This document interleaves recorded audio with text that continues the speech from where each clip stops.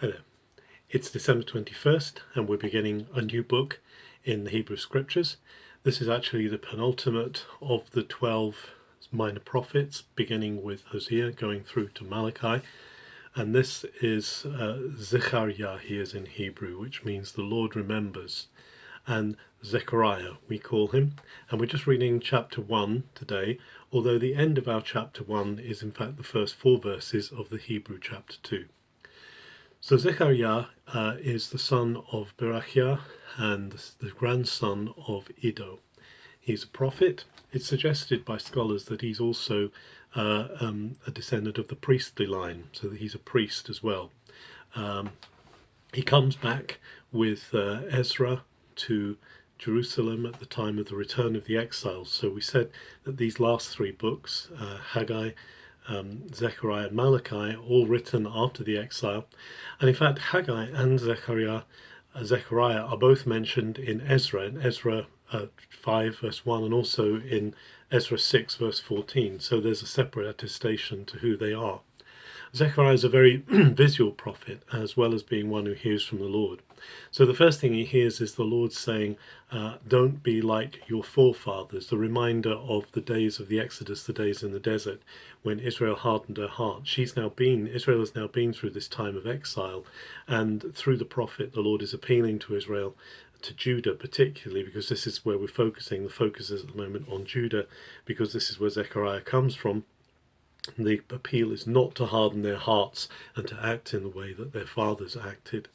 And then, as I say, Zechariah is a very visual prophet, and so he has a vision of angels on horseback.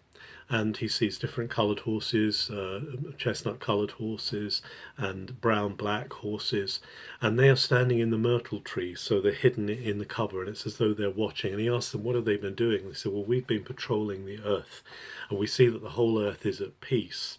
But actually, Zechariah cries out and says, so how long is it going to be until Jerusalem is restored? Because obviously there's been this promise that when Jerusalem has suffered long enough, it would be restored. And God says, yes, the restoration is coming and the time is up. Now, the time of the restoration, the time when the exiles came back, excuse me, is about 520 BC. And so we can pinpoint that. It's in the reign of Darius the Mede, and at that time the people are coming back, and this is them getting ready to rebuild the temple. But then at the end of our chapter 1, beginning of the Hebrew chapter 2, there's also another vision of blacksmiths coming, of horns coming out, and then of blacksmiths coming to deal with the horns. And when he's asked, what does this mean? What does this picture mean? The Lord says that these horns are the nations that have oppressed Israel, and the blacksmiths are coming to wipe them out. They're coming to remove them so that there will no longer be pressure on Judah. Judah is going to be allowed to be re-established and rebuilt. It's great when the word of the Lord speaks such things to us that encourage our hearts, that encourage us to know that the end of suffering, the end of a time of hardship is coming to an end. We still need to keep our eyes on the Lord and to remember that we are to follow his ways. The Lord is reminding Judah through Zechariah at the beginning of this prophecy to keep following him, not to harden their hearts, not to turn against him.